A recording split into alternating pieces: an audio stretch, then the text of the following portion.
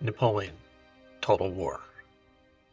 In this episode, we're going to be talking about primarily rebellions. Rebellions are typically what the AI uses to recapture a province. There's a second purpose for rebellions, and what you can use them for is to level up your troops. This episode is going to show me going back and forth with the province of Rumelia, creating rebellions, sending armies in, and trying to level the individual units up in those armies.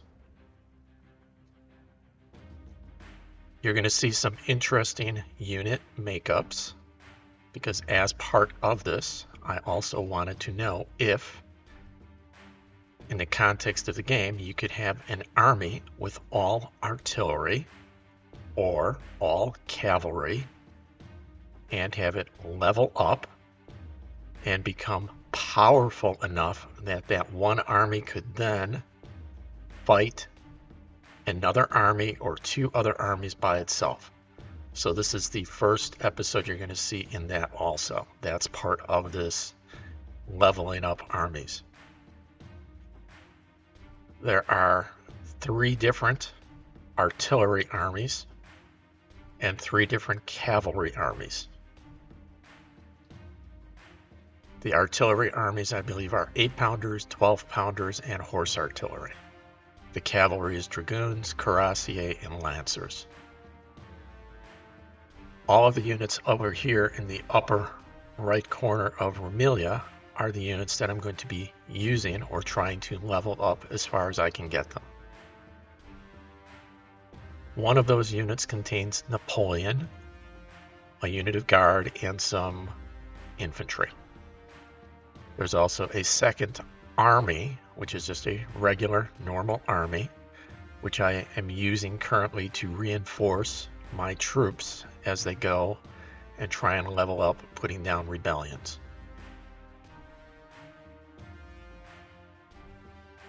I don't know how effective this tactic will be, but you will see as we're going through this that the AI generates armies to try and push the invading army, in this case the French, out of its country.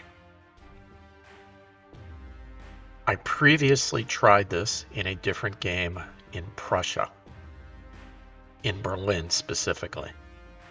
And I got it to the point where the AI was generating, I want to say, 8 armies against me. But because of the number of French armies I had in Berlin, and Berlin also has the supply warehouse, it was not a good challenge, or it wasn't a good attempt at doing this, because I would fight the battle and I'd be healed the next turn.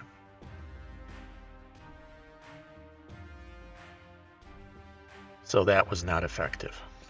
One other thing I have tried, because if you look at the map in the bottom left corner, you'll see that Austria shows that it is French. For the longest amount of time, I was trying to do the same thing in Austria. I had 2 armies to the north of Vienna, 2 armies to the south of Vienna, but no armies actually in Vienna.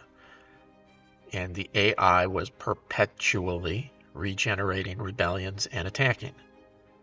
Eventually, even without me having an army in the capital, the AI stopped generating rebellions. And the province of Vienna actually got to the point where it could only be yellow on the map and it would not generate a rebellion. So what you're also going to see in this game is a little bit of cleanup. By cleanup I mean I'm just going to be backtracking to Austria and doing some builds over there. You'll also notice on the far right hand side of the map that Russia, Moscow, is still in the game. And the rest of Russia has been either taken by me, the Polish, or the Crimeans. I'm just keeping that one there just in case this doesn't work out here. Then I can shift the armies over to Moscow to continue to level them up. And as you notice, after each battle, I'm trying to show you what's going on inside each army so you can see if there's any progress in them leveling up.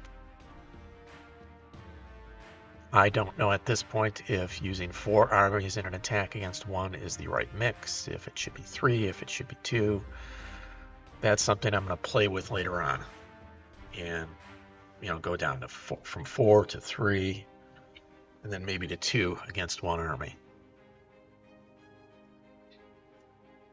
But you can tell, all the cuirassiers are only level 1 and 2 at this point, and anything a rebellion generates is always a level 3 in chevrons. The horse artillery is doing well. The lancers are not leveling up at all, nor are the dragoons. The army that Napoleon is with is doing, relatively well. The line infantry you saw in Napoleon's army, a lot of it was level 3 and some of it was level 4. Those were line infantry units I took from other armies to replace his lower level units, just to get him something that was more realistic to an army Napoleon would move around with.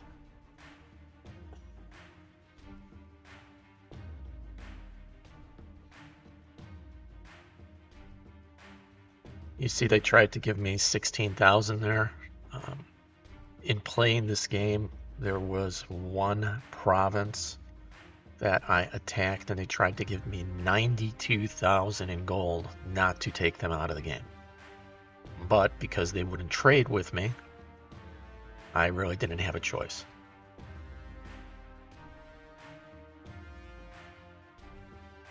What I'm still doing here is I am taking capitals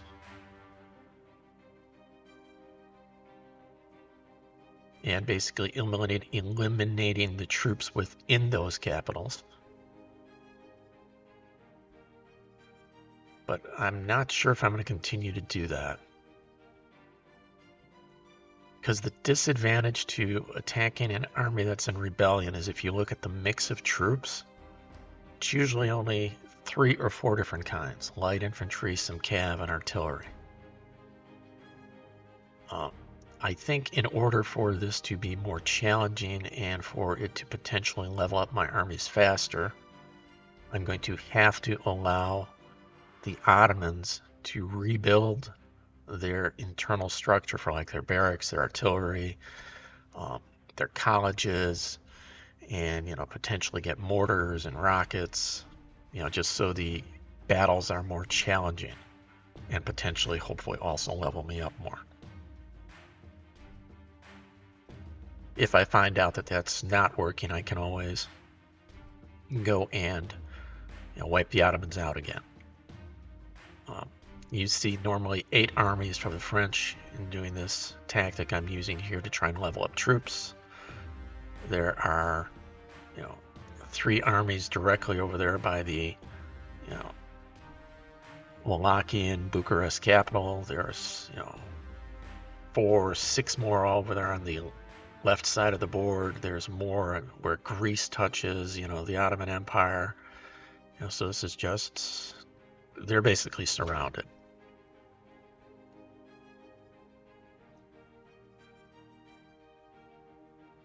And it's like I said, this is just trying something, okay? The other thing you've probably noticed if you've been looking at the lower right-hand corner of the screen, yes, that is the correct number. I have 123 million gold. Typically what I'm generating is anywhere from, I believe right now it's in the neighborhood of 300,000 a turn, even with having 30 actual armies on the board.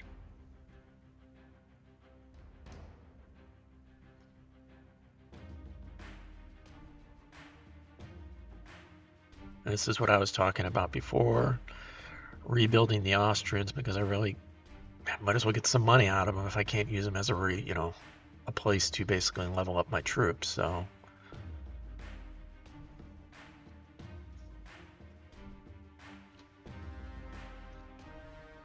You also see, just from this quick look here to Central Europe, there are French armies in strategic places placed throughout Europe to basically act as, in my mind, a deterrent against the AI. I have armies in France and England and Denmark and Berlin and all over, just in case a particular country or countries decide to break their trade agreements and become aggressive with me. I don't see that as a possibility, but I don't need those armies over here in the Ottoman Empire or by Moscow.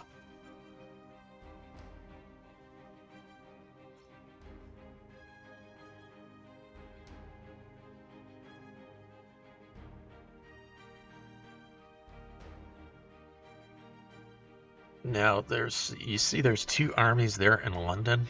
What I was trying to do was basically get the tax rates up all the way to high for both the upper class and the lower class. But the province of England does not appear to want or be able to go to high in taxes without the province going to red and the English rebelling. I may try building some extra armies there to see if I can, quell that, but one step at a time.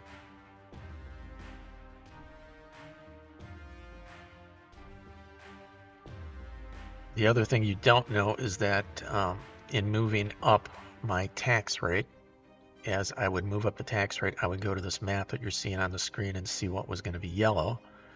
And then I would go back to that province before I actually moved the tax rate up and built basically like conscript type troops in that province, and then wait for them to be built, and then move on to the next province and do the same thing.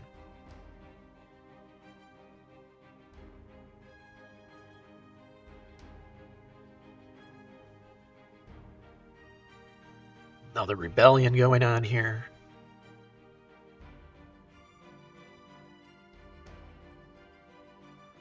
And you don't see me having all the different types of cavalry here, like hussars and things like that. In my experience and in my reading, you basically have the dragoons, the cuirassiers, and the lancers, which are the most effective units in Napoleonic warfare as far as cavalry goes. There's a lot of individual units that are also very good, but the game doesn't allow me to create 19 of those and put a general with them.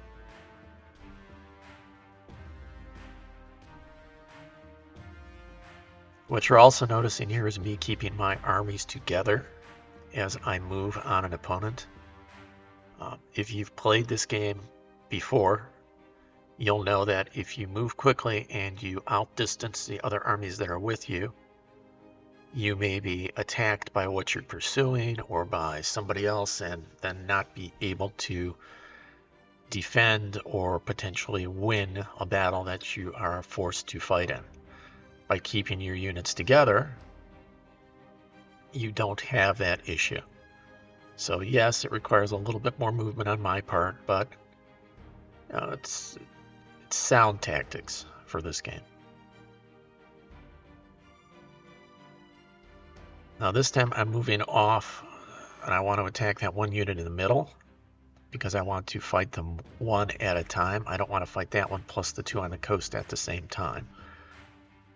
At some point I might, but I'm basically even with them. We're all basically almost all level 3s.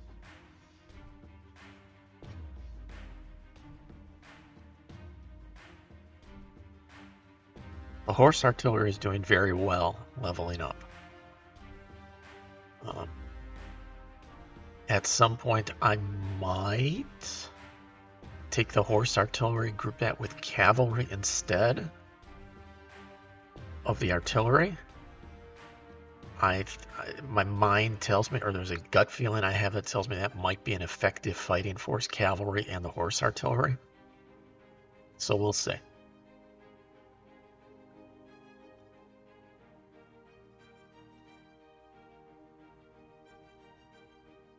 I don't want to...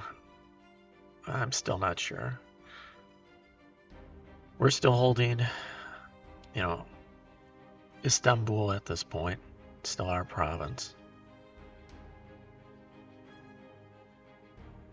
I'm moving between the two Ottoman armies there, which could be a mistake.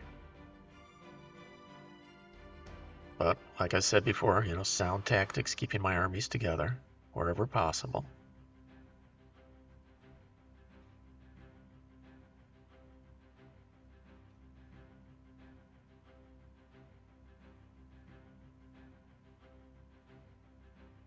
Few casualties there, but nothing to be concerned about.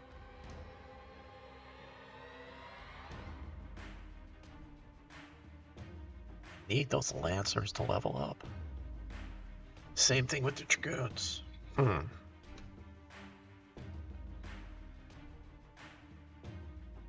The other thing you're probably, or you should notice, is the stars attached to the different generals.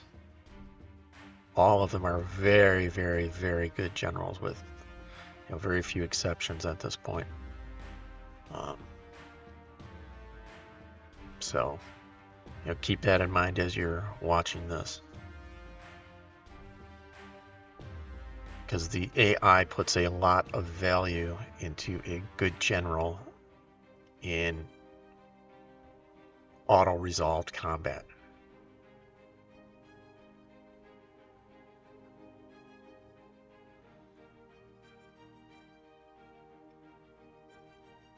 I don't care if there's a Russian agent there.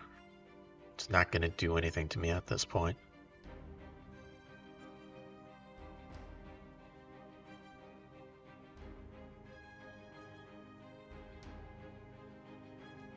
You can see I think there's 5 more, maybe 6 more French agents over there to the right of Bucharest.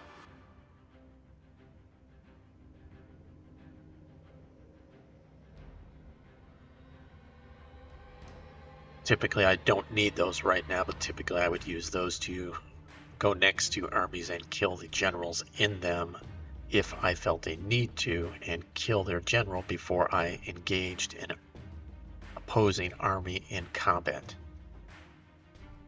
But yeah, there's 6 of them there. Okay.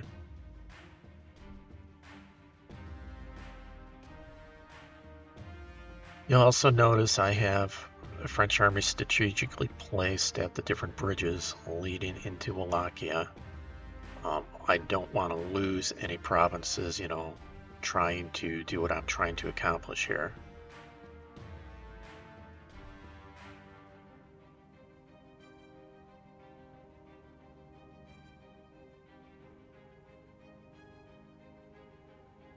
Slow but sure progress there on the artillery. That's with Napoleon.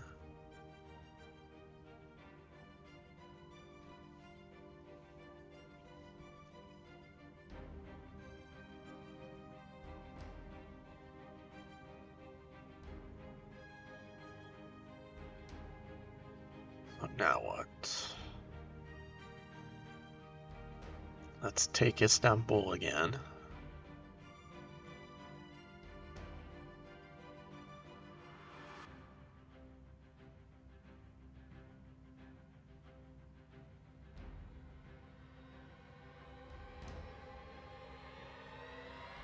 You notice I'm still moving all the individual armies forward just to make sure they're all within reach.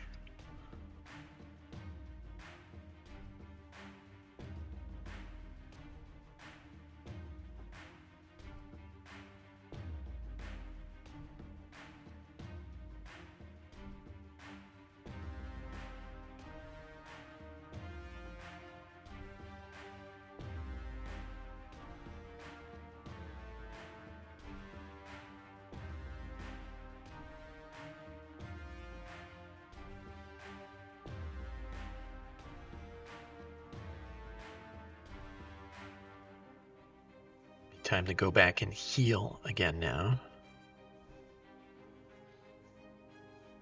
Now when I say go back and heal, remember I don't want to keep my armies in the Ottoman province, because if I do, just by keeping the armies there, it will change the number that you normally see when you take a capital, like it's like a -14, -15. It will start bringing that number up. And by up, I mean it'll go from -14, if that's what it is, to a -13. I want to keep this province at a status or at a point where we'll continue to rebel. And the only way to do that is to play it smart and always move my armies out of the province.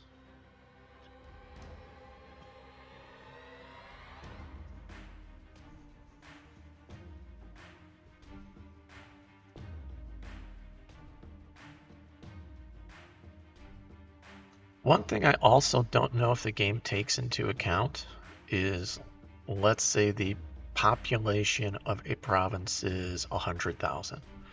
Let's say it rebels and it generates 6 armies. Let's call that roughly 12,000 men. Let's say I eliminate half of that, I eliminate those 6,000. I don't know, and I've never checked to see if the overall population of the province goes down by 6,000. So I'm in the back of my head right now, I'm wondering if you can, through attrition, by destroying rebellions, bring the population of a province down to 0.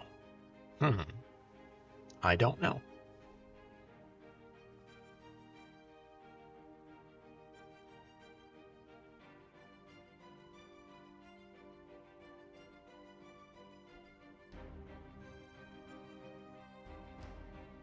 Still just working on Austria, building things up. I want the extra income. Even though I don't need it, I'll take the extra income.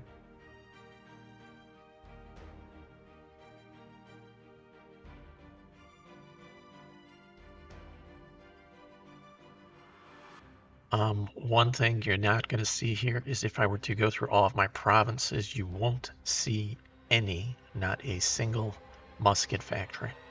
Everything is a factory. Better for income.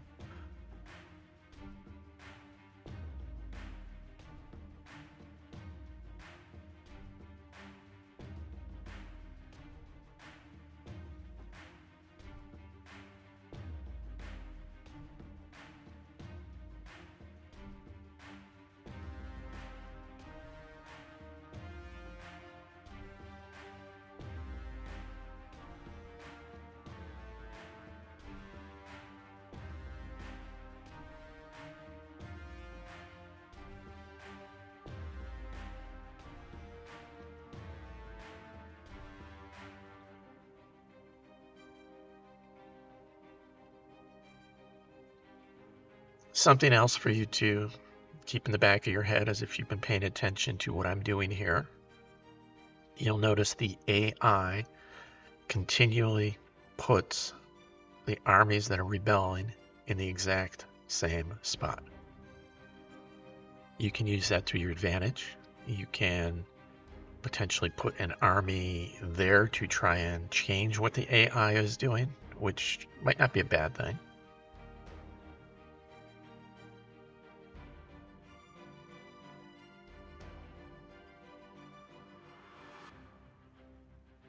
We know he's going to run. The army isn't going to stay there.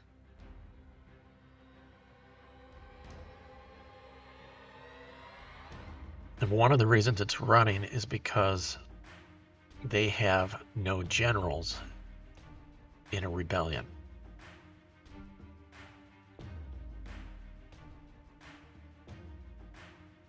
Let's see, still at 4s, 3s. Long way to go to get everybody up to the top.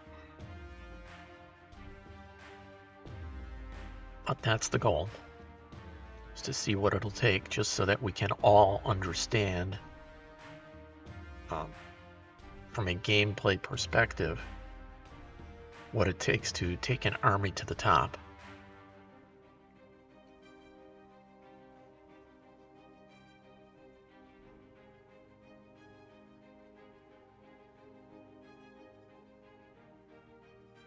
This time I'm only coming with what looks like 4 armies.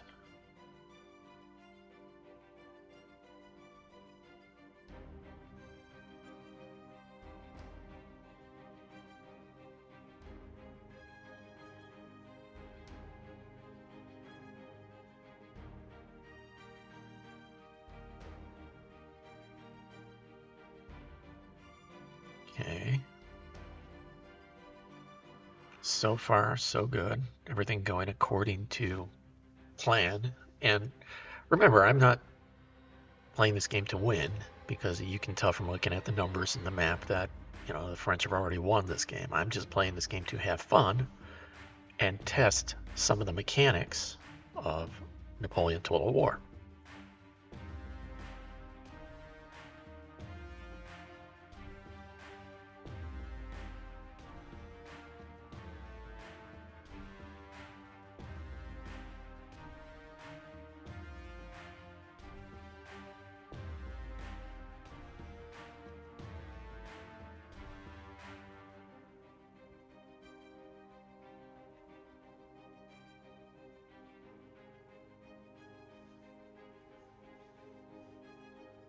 In the back of my head right now, I'm just wondering, can I go 2 armies against 1?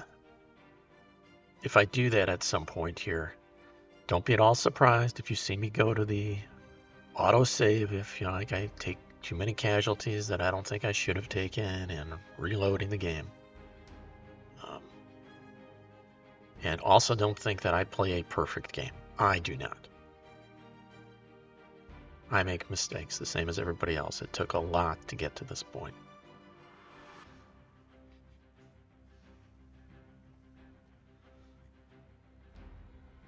I did, at one point, as the French in this game, have an amazing army. Napoleon, Cuirassier, the Artillerie Alpide, and all of the Guard.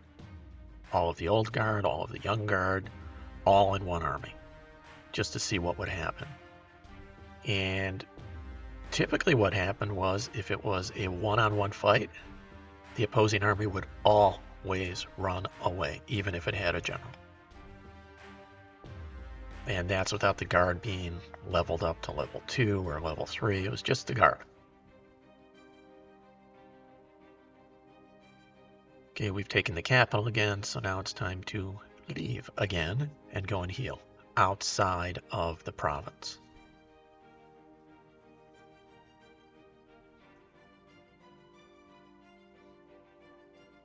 Also in the back of my head, I'm wondering if I can get the AI to generate more than 8 armies in a rebellion. Because if I can, that might get my troops to level up more, or faster, or both. I think in order to do that, though, I'm going to need to add additional armies to the province. The province that Istanbul is in, Rumelia, which means I'm going to have to put additional French armies in there. I have some options for that, which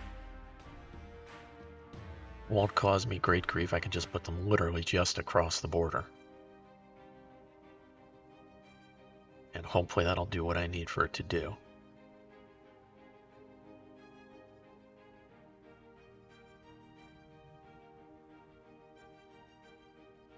Okay. Let's get everybody else out of there now.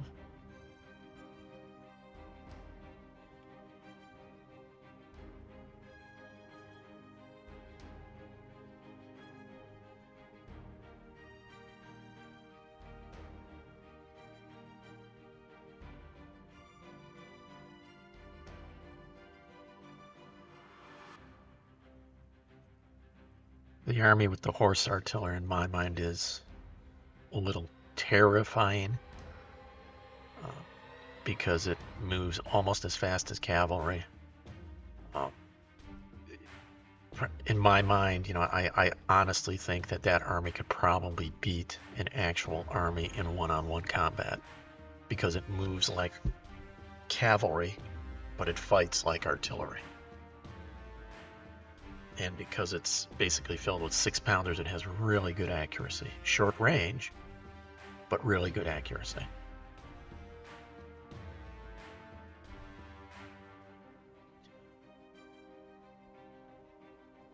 Got another rebellion going on. It's like I said at the beginning of this episode, it's just back and forth, and as you can tell from looking at what I'm doing, some of the units in the individual armies are leveling up slowly. I just need to figure out what the mix is in order for them to level up faster. And that mix may change as I play more. And what I mean by the mix may change is that as my units level up more, instead of attacking 3 armies against 1, I may end up having to go 2 armies against 1, just to continue to level up and, take the casualties I need. It's going to be a little bit of playing back and forth, a little bit of testing. So this time we're coming with more than just a couple armies. We're going to do something different here too. I want to take Napoleon out of the army with the infantry, and I'm going to put him with the cuirassier and have him basically be with an army of cavalry instead of infantry.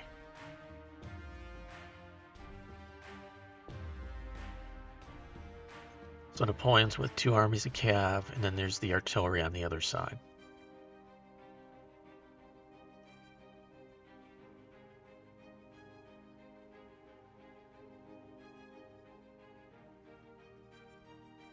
So we're going to have the 3 armies of cav try and attack that one over there. They are overlapping, so maybe the one will come and help the other one. No, it did not. That would have been a more interesting fight. Alright, now Napoleon's going to go here. They took some casualties. One guy leveled up a tiny little bit. That's good. Long way to go there, though.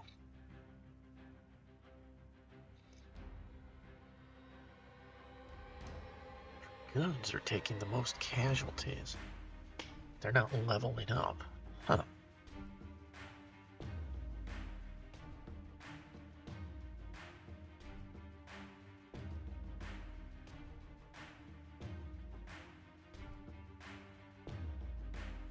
Okay. 3 units of artillery against the 1 army. Let's see what happens there. Oh, it stayed and fought. Okay. Casualties. Wow, there's a lot of level 4s in there. As far as, chevrons go. Still no change for the Lancers. Huh. This artillery unit. Couple 4s. This one's still all 3s from what I can see. Still got a lot more work to do here in terms of trying to get a unit or an army up to full. It would be amusing if when I got, or if I can get an army all the way up to the top, that if, the designers of the game put in something really unique there, like fireworks or something, and like a congratulations, that would absolutely blow my mind. But I don't think they thought it could be done. I still don't think it can be done, but I'm giving it a shot. Okay. Right, now then, here comes the cav forward, and then the artillery.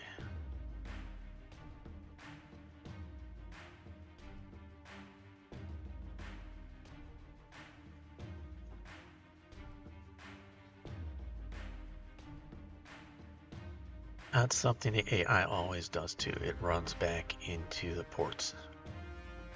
At least over here. Conceptually, it would have made more sense for it to run back towards Istanbul and reinforce it. Here we are again here. Okay.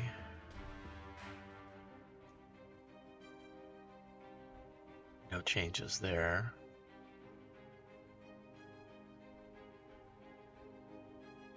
Okay. Now back to Istanbul again.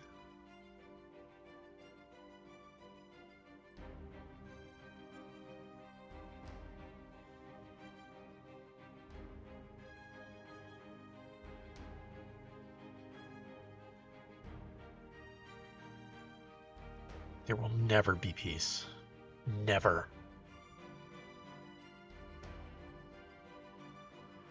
Okay.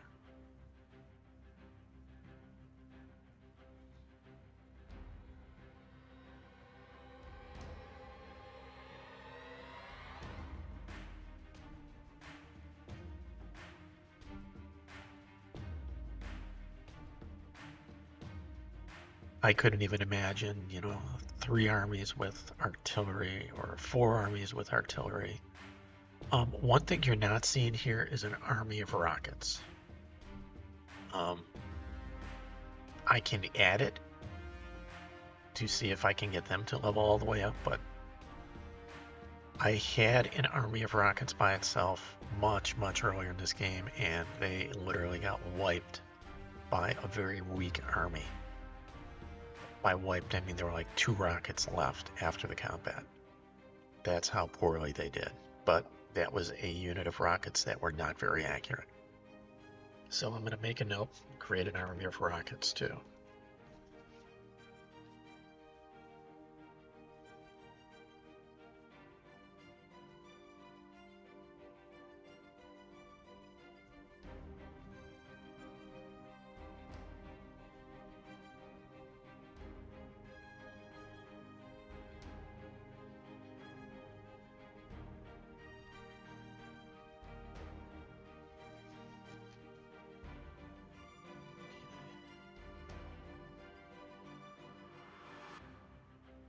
Let's see then.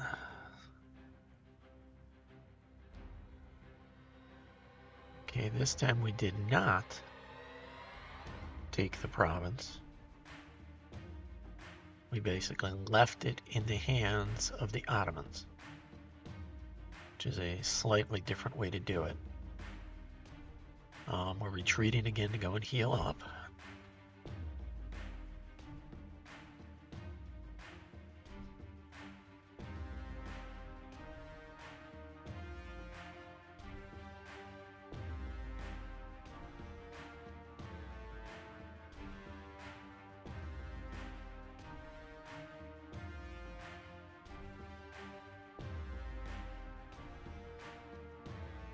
Okay.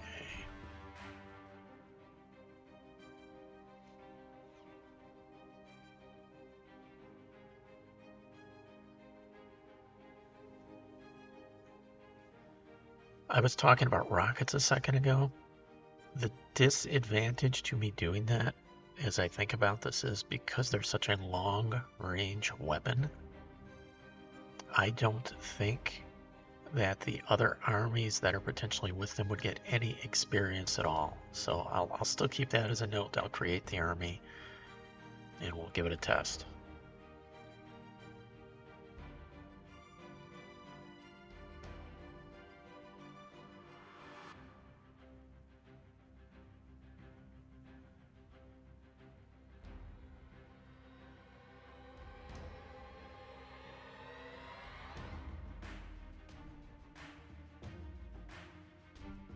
Absolutely ridiculous numbers. The trade income I have is almost equal to the tax income I get.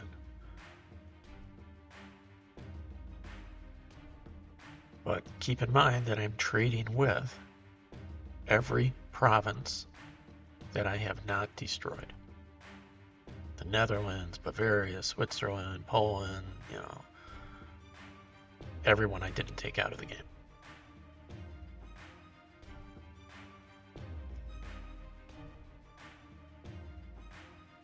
No peace.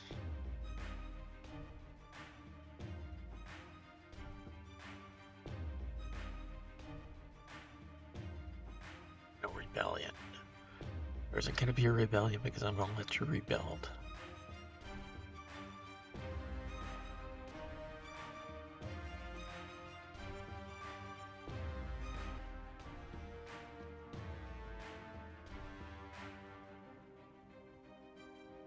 I absolutely totally ignore, I believe I'm not sure which province, all the way in the north, the province that was red. I'm not sure which country that was. Might be, I don't know, Denmark. What you're seeing here right now is I want to allow the Ottomans to build themselves up. Typically, you would never give an enemy 150,000 gold, okay? Earlier in this game, as the French, I was giving the Russians gold, and lots of it. and that almost came back to bite me. There was one point in the game where I was fighting in Northern Europe around Berlin, and the Russians had 20-something armies, and I, as the French, only had like 10. If the AI would have been more aggressive, they could have walked through Northern Europe and been on the gates of France because of what I was doing. But now, as you can tell, because my gold reserves are absolutely ridiculous, that is not a concern. I could probably give the Ottomans 1,000,000 gold, and it would not impact me at all. But it would allow them to potentially and hopefully create some better mixed armies for me to engage and level my troops up with. But also remember, what I'm talking about now would never happen in the context of a game. You can never give an opponent 100,000 gold, 1,000,000 gold, and if they were still a full-blown power. This is just me testing game mechanics. That's all this is.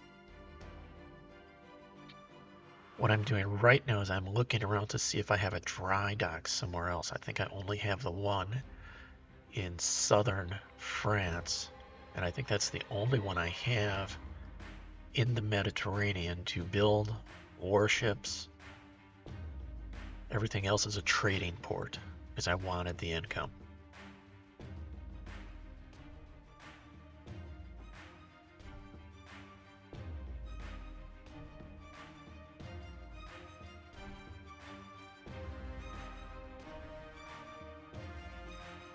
Get some admirals with my navies, which I haven't had up until now. That navy is damaged, so let's send them back for repairs.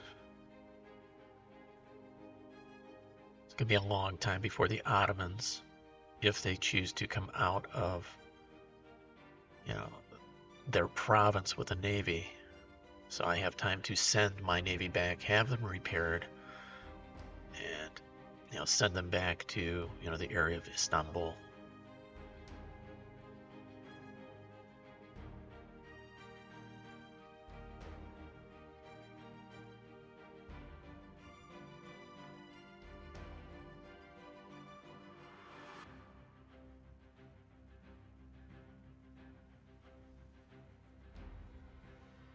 Still waiting for the Ottomans to finish rebuilding their internal infrastructure, their barracks, their everything, so that they can be more of a challenge on the battlefield.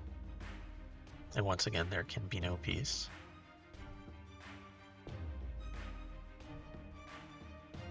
The Ottomans are going to have to fight me on the land because I control all of the trading ports on the map as the French. I'm actually going to take that back. The Portuguese and the Spanish may actually have some of those, because I have never been aggressive towards them, and they have been, in the concept of the game, very honorable allies. So it's Denmark, who's way up there in the north still. I could go and take the Danes out and potentially try and do what I'm doing here with Istanbul, but it wouldn't be effective because that is a freezing province, which means that come like November, December, January, February, I would have to take my armies out of there because they wouldn't heal. So it's not something I'm going to probably do. Okay. They've arrived. They need to be no peace. Navy's arrived. They need to be repaired now. And we're going to build additional ships. Let's repair this navy. Okay. Repairs only take one turn to repair, provided you have the money to repair all of the ships in the stack.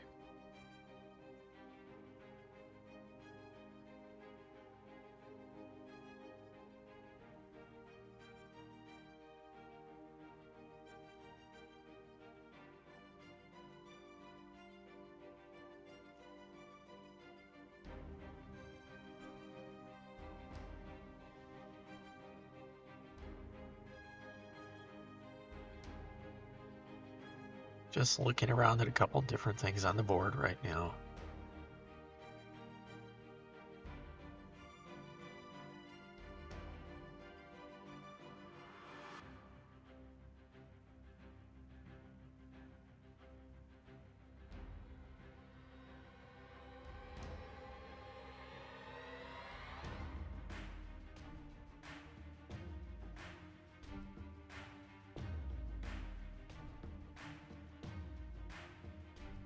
Once again, they're asking for peace. But like I said, in order for me to try to level up my units, I can't have peace with them. And I need for them to continue to build up their infrastructure so that they can create better troops.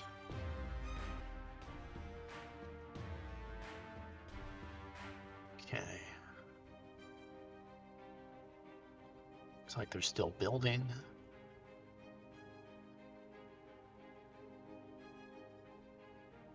Navy's coming back now. It's been repaired. Other Navy is being built. By other Navy, I mean the newer Navy with like the steamships and stuff that I built in the same port.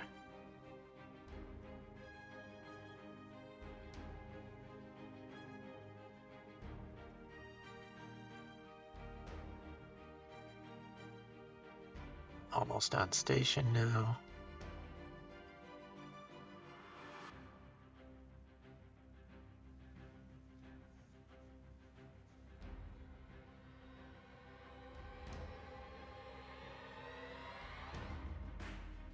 I wish there was something I could click on this that says there will never be peace, and it wouldn't ask me that ever again as far as the peace treaty goes.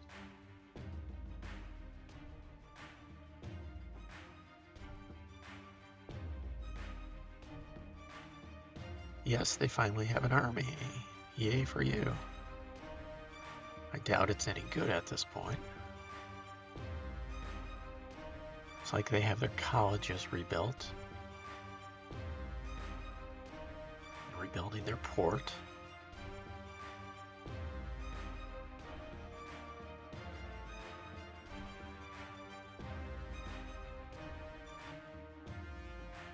If I haven't said it yet, if you're enjoying this content and you want to see what happens in the future, I would appreciate it if you would click like and subscribe to this channel, because that helps me with content.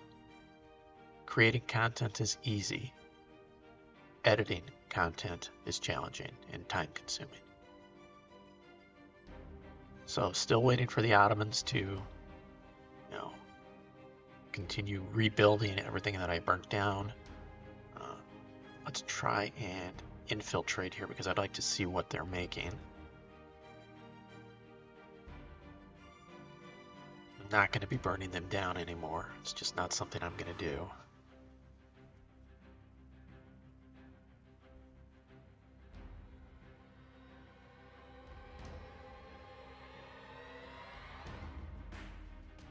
Keeping to the roads is not good for the Ottomans.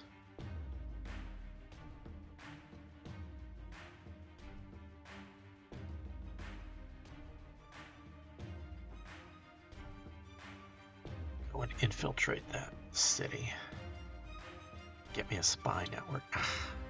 Darn. Didn't infiltrate it yet. Not going to give up on that though.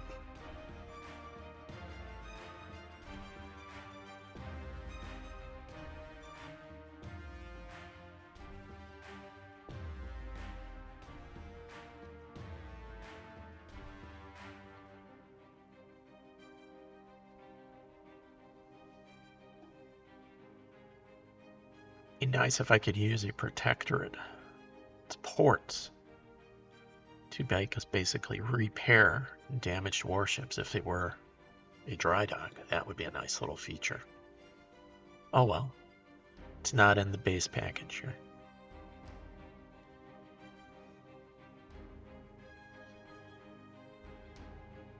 Ships I've been creating over there at Marseille are starting to come out. The steamships coming out of the dry dock. Still many, many more to create there. Another 6 or 7 to build another stack. No peace treaties. One thing that is amusing, if you haven't noticed it, is that the two countries that are asking for peace are Denmark occasionally, the Ottoman Empire almost every turn, but the Russians are not asking for peace. And I don't know why they don't. Not that I would accept it, but I'm not sure why the game mechanics isn't asking for peace as the Russians.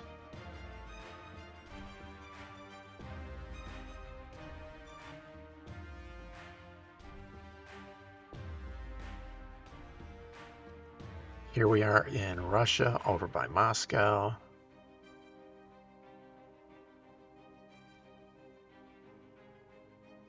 What I do every once in a while, just so the Russians don't become a problem, is I take the 4 armies near St. Petersburg and Novgorod, and I march to Moscow, and I destroy the armies that are there.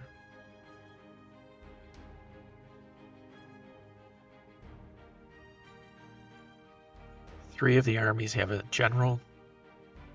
One of them does not. I can't. The game won't give me any more generals. That's not fair. Okay. There is no peace.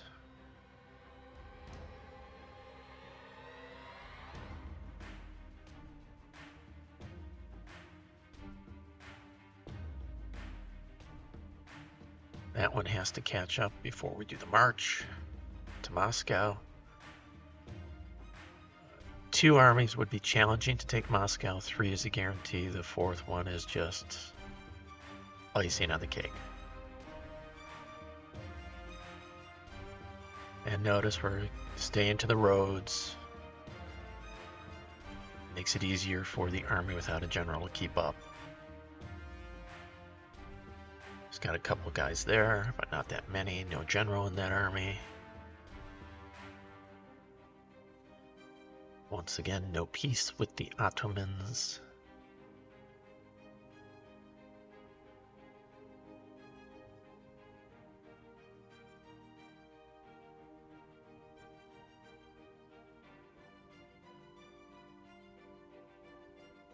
Okay, now we got to get across the bridge.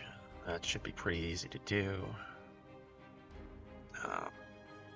These 4 armies have been doing this for a long time, going back and forth here. The one thing I'll say is that, I have some rockets, I have a lot of infantry, so, those 4 armies are very well mixed in terms of being an effective attack force.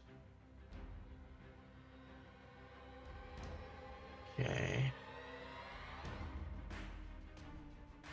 Continue the march.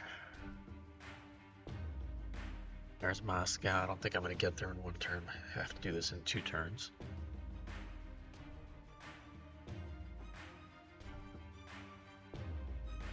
Just keeping the armies together, playing it safe.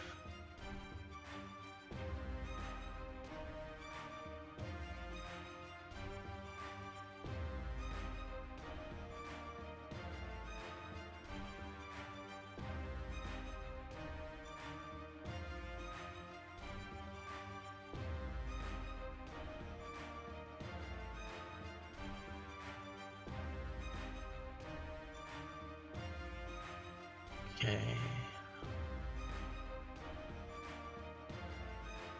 You can tell they had, just from looking at the buildings there in Moscow, you can tell the Russians probably have some good troops, or did have some good troops. The rockets are moving up slowly there. Okay.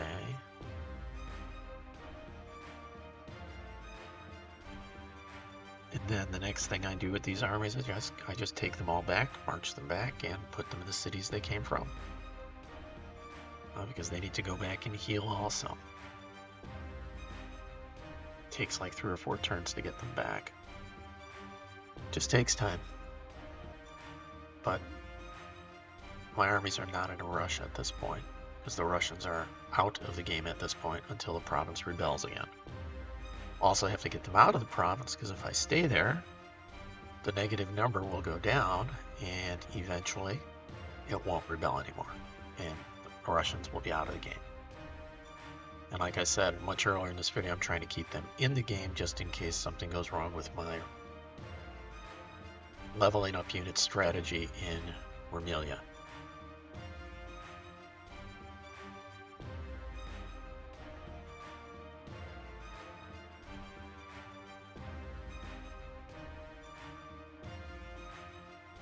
Hope you enjoyed the content.